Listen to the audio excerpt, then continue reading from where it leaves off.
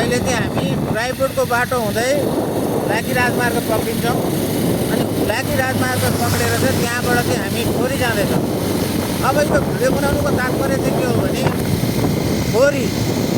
ठोरी स्थापना कसरी भयो, ठोरी सहर कसरी बस्यो, जुन अहिले सहरै भनौँ न कसरी बन्यो भन्नेमा एउटा रोचक कुरा छ, प्रसङ्गमा निकालिहालेँ।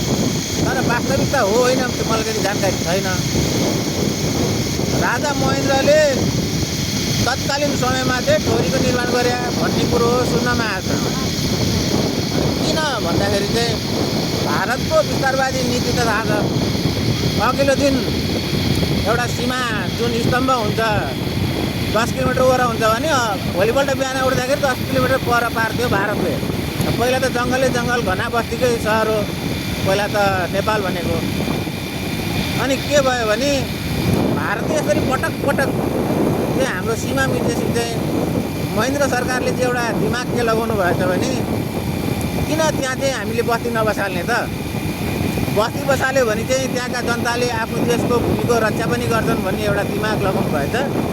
अनि त्यसले गर्दा पहिला देश निकाला गरेर 4 भन्ज्याङ कटाउ भन्ने जुन आरोप लागिन्थ्यो, मान्छेलाई दोषी भर गरेपछि 4 भन्ज्याङ कटाउँथे।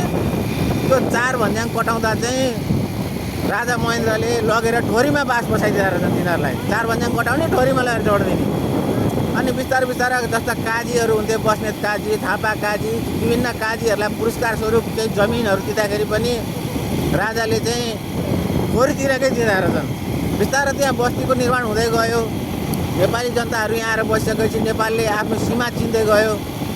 जोसम्म भारतले किला उखाल्दै ल्याउँदै स्तम्भ चेन्ज गरिरहन्थ्यो भने अब होइन, यहाँ त नेपाली पहिल्यै बसेको थियो भन्ने अवस्था ल्याउँदै गयो। ती विविध कारणले गर्दा चाहिँ महेन्द्र सरकारले चाहिँ ठोरीको निर्माण गरे भन्ने एउटा मैले कहावत सुनेको छु। हुन त मैले यो कुनै पढेर अध्ययन गरेर भने त होइन, त्यो सत्य पनि हुनसक्छ असत्य पनि हुनसक्छ। के हो चाहिँ मलाई वास्तविकता थाहा छैन। केही त्यस्तो छ भने भुलै गरेर भने एउटा भिडियो बनाएँ। र सत्य रहेछ भने राजा महेन्द्रको दूरदर्शितामा चाहिँ एकचोटि फेरि उहाँलाई सम्झिँदै जय नेपाल भन्न चाहन्छु। धन्यवाद। अहिले म झन्डै अब ड्राइभरोडको बाटोबाट हुलाकी राजमार्ग छुन लागिसके।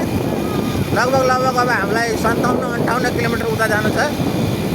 म घरदेखि यता 45 किलोमिटर वर आइपुगेँ अहिले। भनेपछि आजको मेरो सफर भाइटिकाको भोलिपल्ट आज 2082 साल 7को महिना आज 7 गते, हिजो 6 गते भाइटिका लगाइयो। आजको छुट्टीलाई कसरी युटिलाइज गर्ने भनेर हिँडेको है। हिँड्न चाहिँ मसँग चाहिँ मेरो छोरो, मेरो भान्जी, हामी चाहिँ यसो लङ टुर हिँड्या भनौँ न। यता ठोरी साइडमा चाहिँ मेरो माओली, ससुराली, मेरो सानीमा घर, निकै मेरो आफन्तहरू छन्। अब यी चाहिँ पछि गएर बसोबास गरेका हुन्। देश निकाला भएको अथवा कारबाही भएका अथवा पुरस्कार पाएर गएका चाहिँ होइनन् भन्दै मैले मेरो भिडियो यही टोकाएँ है त। हस् त, धन्यवाद, बाई बाई।